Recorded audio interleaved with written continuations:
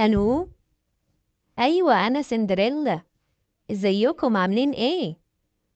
قولولي ايه المشكلة؟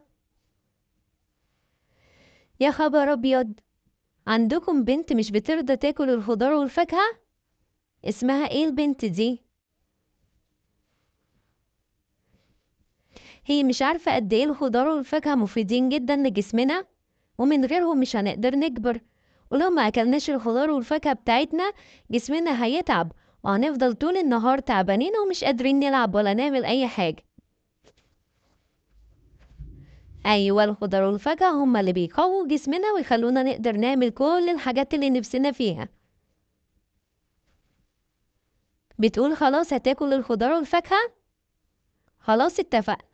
لو ما كلتش الخضار والفاكهة كلموني تاني، وانا هبعت حد ياخدها عشان أأكلها معايا خضار وفاكهة. اتفقنا؟